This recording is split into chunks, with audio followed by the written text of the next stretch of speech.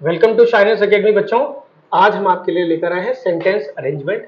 Sentence arrangement को आप para jumble भी कहते हैं। इसमें क्या होता है बच्चों, आपके पास एक पैराग्राफ जैसी चीज होती है जो कि सेंटेंसेस में बटी हुई होती है और आपको इन्हें एक अरेंजमेंट करना होता है, एक सही अप्रोप्रिएट अरेंजमेंट बनाना होता है। क्या लॉजिक लगता है इसके पीछे? मैं तो समझता हूं बच्चों प्योर अंडरस्टैंडिंग है, आपको समझना होता है वाक्यों को और फिर डिसाइड करना होता है कि एक कहानी किस तरह से हो सकती है। दो तरह के अरेंजमेंट बच्चों आते हैं। एक इस तरह का दिखता है जिसमें आपके पास ऑप्शंस नहीं होते हैं या ऑप्शंस उस तरह से नहीं होते कि टोटल अरेंजमेंट कैसा होने वाला है। आपसे पूछ लिया जाता है थर्ड सेंटेंस कौन सा होगा, first sentence, fifth sentence, last sentence कैसा होगा। और कई में एक फुल अरेंजमेंट होता है, PQRS ऐसे करके। तो हम दोनों ही आज करने वाले बच्चों, ये बहुत इंपॉर्टेंट सेशन होने वाला है, आप इस पे देखें बच्चों। तो पहला ये है अरेंजमेंट। इसे सबसे पहले आपको क्या करना होता है, सारी लाइनें पढ़ें और डिसाइड करें कि पहला सेंटेंस कौन सा होगा। यहाँ पर बच्चों 6 स्टेटमेंट लिखे हुए हैं, देयर आर 6 स्टेटमेंट्स। तो मैं 6 स्टेटमेंट के लिए जगह बना लेता हूँ कि पहला सेंटेंस कौन सा होगा, ठीक, और आखिरी कैसा होगा, बीच में कौन से आने वाले हैं। तो इसे पढ़ते समय सबसे पहले डिसाइड करना है फर्स्ट सेंटेंस कौन सा है। और देखिए कितना आसान है। व्हाट मेड हिम, किस चीज ने उसे बना दिया, one of the richest man, सबसे धनी आदमी। देखिए वन ऑफ के बाद आने वाला नाउन प्लूरल होता है बच्चों, हम लोगों ने नाउन में पढ़ रखा है। सो व्हाट मेड हिम, किस चीज ने उसे बना दिया, one of the richest man in the USA, USA में सबसे धनी आदमी। तो बच्चों क्या ये लाइन पहली हो सकती है? नहीं हो सकती। द रीजन इज कि व्हाट मेड हिम, किस चीज ने उसे बना दिया। हिम एक प्रोनाउन है बच्चों, और प्रोनाउन किसी नाउन के लिए आया होता है। तो पहले तो नाउन यूज करें तब आप प्रोनाउन यूज करें। तो ये सेंटेंस पहला नहीं हो सकता, this may not be the first sentence.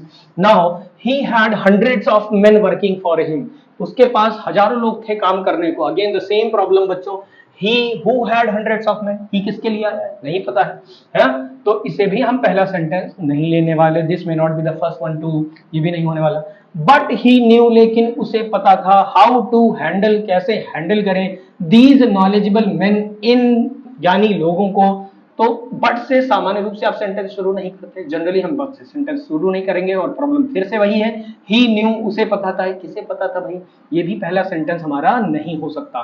Fourth one is what made Andrew Carnegie a successful businessman, किस चीज ने इन भाई साहब को बना दिया एक सफल व्यापारी। हो सकता है बच्चों ये हमारा पहला सेंटेंस हो सकता है ये पहला सेंटेंस हो। हम ये शुरुआत कर सकते हैं डी से, अगर मुझे कोई और अरेंजमेंट लगेगा तो मैं एक और बना लूंगा साइड बाय साइड, ठीक है बच्चों। तो ये हो सकता है। आगे पढ़ते क्या ये हो सकता है, अगर ये है तो मैं यहाँ इसे भी शुरू कर दूंगा। दे न्यू, उन्हें पता था, ये दे किसके लिए आया नहीं पता बच्चों, तो ये भी पहला नहीं हो सकता। लेकिन पढ़ लीजिए आप इसे पूरा। दे न्यू, उन लोगों को पता था, फार मोर, कहीं ज्यादा, अबाउट स्टील, स्टील के बारे में, देन ही डिड, जितना उसे पता था। तो भैया ये दे किसके लिए आया, ही किसके लिए आया, ये दोनों बातें नहीं पता, ये भी पहला सेंटेंस नहीं हो सकता। Last one is he was called, उन्हें बुलाया जाता था, पुकारा जाता था, द स्टील किंग, किस नाम से, स्टील किंग के नाम से। येट, इसके बावजूद कि ही हिमसेल्फ न्यू, उसे बहुत कम पता होता था, लिटिल, बहुत कम पता होता था, about manufacture of steel, steel के बारे में। तो अगेन भैया ही किसके लिए आया नहीं पता, है ना। तो ये फिर से हमारा सेंटेंस पहला नहीं हो सकता। So there is only one possibility which can make first sentence, तो वो है भैया डी, डी से ही शुरू होने वाला है। अब ऑप्शन में आप जा सकते हैं बच्चों, अगर ऑप्शन अवेलेबल हो तो। So this D is the first sentence. अगर पहला सेंटेंस आपने डिसाइड कर लिया तो अब फॉलो अप करवाना है बच्चों। क्या करवाना है, फॉलो अप करवाना है। तो पहले आप डी को फिर से पढ़ लें।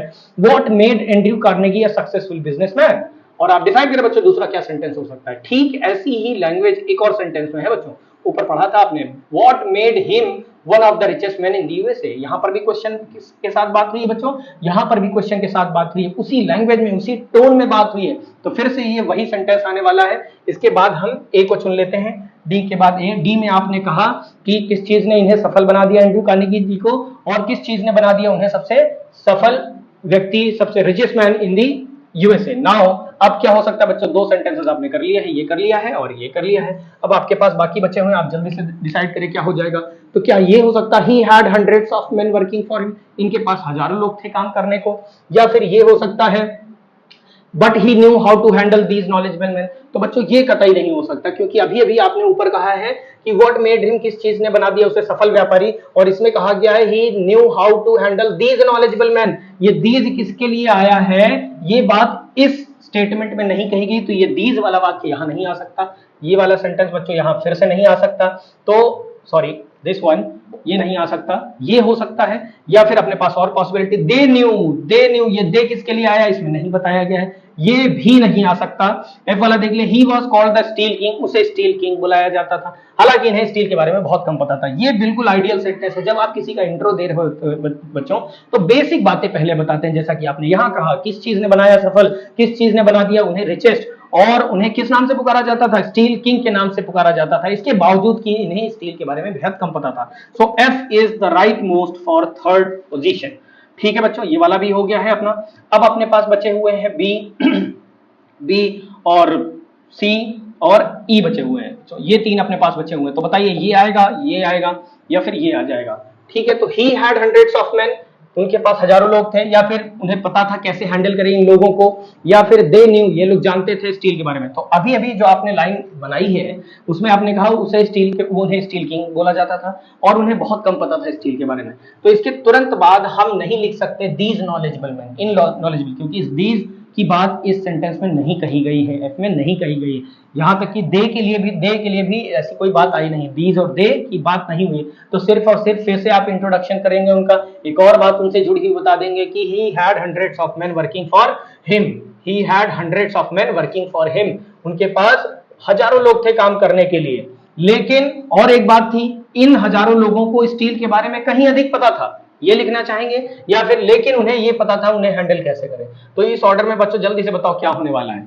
दे knew far more about steel than he did, उन्हें ज्यादा पता था स्टील के बारे में, उन लोगों को जो हजारों लोग थे उनके पास, लेकिन इन भाई साहब को ये पता था इन्हें हैंडल कैसे करना है। तो बच्चों क्या होगा अरेंजमेंट, ई सी हो जाएगा बच्चों, क्या हो जाएगा, ई और सी हो जाएगा। अब आपने अरेंजमेंट बनाया, एक बार पढ़ लें आप इसे, D A F B E C को एक बार पढ़ें आप बच्चों। डी में आपने कहा what made Andrew Carnegie A successful businessman, what made him one of the richest men in the USA, he was called the steel king, yet he himself knew little about manufacture of steel. Now B says he had hundreds of men working for him and they knew far more about steel than he did, और उन हजारों लोगों को बहुत ज्यादा पता था जितना इन्हें पता था। But this man, this Andrew Carnegie knew how to handle these knowledgeable men। बच्चों एकदम जबरदस्त है, सिर्फ और सिर्फ प्योर अंडरस्टैंडिंग है, कुछ भी करने की जरूरत, कोई ट्रिक लगाने की जरूरत नहीं, आप उन्हें पढ़े, पहला सेंटेंस ढूंढ पाए, बस ऑप्शन पे निकल पड़ना है, यात्रा शुरू कर देनी। अब एक और तरह का अरेंजमेंट आपको दिखता है, वो भी लिखते हैं।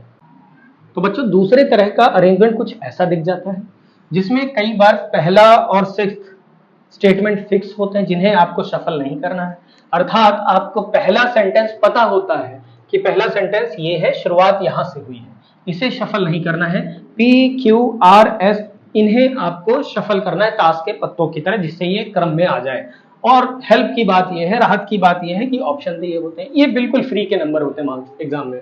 तो थोड़ा सा अगर आप जो है समझना जानते हैं बाकी को, तो चलो पढ़ते हैं। पहले वो स्टेटमेंट पढ़ो जहां से शुरुआत होने वाली, for thousands of millions of years, हजारों लाखों सालों तक, द मून हैज बीन, हजारों सालों से, फॉर ड्यूरेशन दिखाता है, इतने सालों से, moon has been going around, moon जा रहा है, चक्कर लगा रहा है, द अर्थ, धरती का। अच्छी बात है।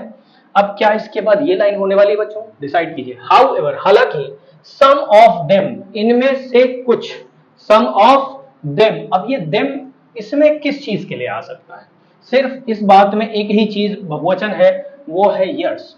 तो यर्स के लिए देम शायद नहीं लिखा गया होगा, आप पढ़ें पूरा सेंटेंस समझ में आ जाएगा कि हाउएवर, हालांकि, सम ऑफ देम, इनमें से कुछ, will still be going around the earth, अभी भी धरती का चक्कर लगा रही होंगी या लगा रहे होंगे, थाउजेंड या थाउजेंड्स ऑफ इयर्स, हजारों सालों तक, फ्रॉम नाउ, अब से लेकर आगे तक, हजारों सालों तक इनमें से कुछ चीजें हैं जो चक्कर लगाती रहेंगी। तो इसमें ऐसी कोई बात बच्चों नहीं कही गई है जिसके लिए आप देम यूज कर सकें और वो हजारों सालों तक चक्कर लगा सके। तो ये सेंटेंस पहला नहीं हो सकता, इससे शुरुआत नहीं हो सकती। दैट मीन्स कि पहला सेंटेंस हमारा, पहला ऑप्शन हमारा कैंसिल हो जाता है।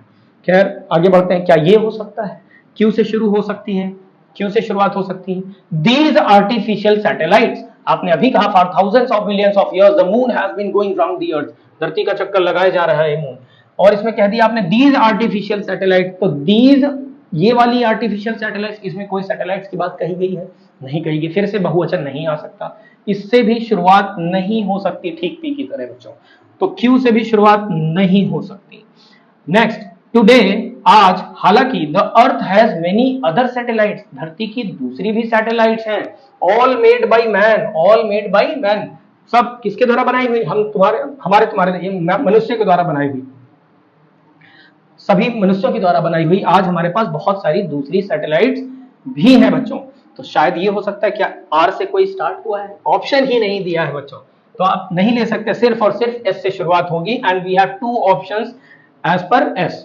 ठीक, तो एस से 2 शुरुआत है, तो पक्का इन्हीं में से कुछ जाने वाला है। चलो दोनों पढ़ लेते हैं। अब दोनों अरेंजमेंट आप पढ़ लें और डिसाइड करें कौन सा बेहतर है।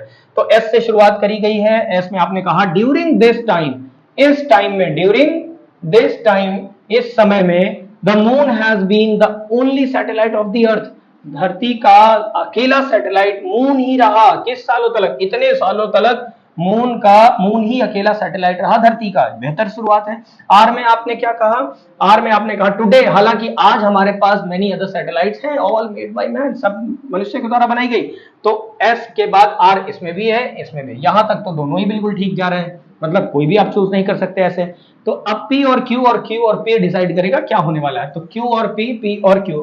इससे पहले R को आप ध्यान में रखें। आप R में आपने क्या कहा? R में आपने कहा आज हमारे पास दूसरे सैटेलाइट्स भी हैं, और इसमें आपने कहा हाउएवर, हालांकि सम ऑफ देम, इनमें से कुछ ऐसी हैं जो still be going round the अर्थ, चक्कर लगाती रहेंगी thousands of years from now, अब से लेकर आगे हजारों सालों तक। या फिर ये लाइन होने वाली है, these artificial satellites are very much smaller, ये सैटेलाइट्स बहुत ज्यादा छोटे हैं देन द मून से। तो जनरल डिस्क्रिप्शन, छोटी बातें पहले कही जाएंगी। आप इंट्रो दे रहे हैं उन सैटेलाइट्स का, कि अभी आपने कहा कि मून ही अकेला था, लेकिन अब हमारे पास दूसरे भी हैं, और ये कैसी होने वाली है? ये छोटी होने। तो आर के बाद बेहतर होगा अगर आप क्यू को लेते हैं बच्चों।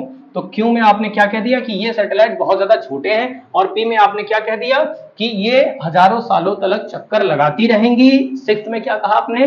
और ये artificial satellite do not fall, गिरेंगे नहीं, ये चक्कर लगाती ही रहेंगी हजारों सालों तक, क्योंकि they are going too fast, क्योंकि ये बहुत तेज जा रही हैं, वो चक्कर लगाती रहेंगी, गिरेंगी नहीं, क्योंकि वे बहुत तेज चल रहे हैं। तो सबसे बेस्ट ऑप्शन अवेलेबल बच्चों क्या है? ये ऑप्शन से ये बहुत बेहतर सॉल्व हो जाता है। थोड़ी सी अंडरस्टैंडिंग और मार्क्स बिल्कुल पूरे के पूरे बच्चों। Thank you so much.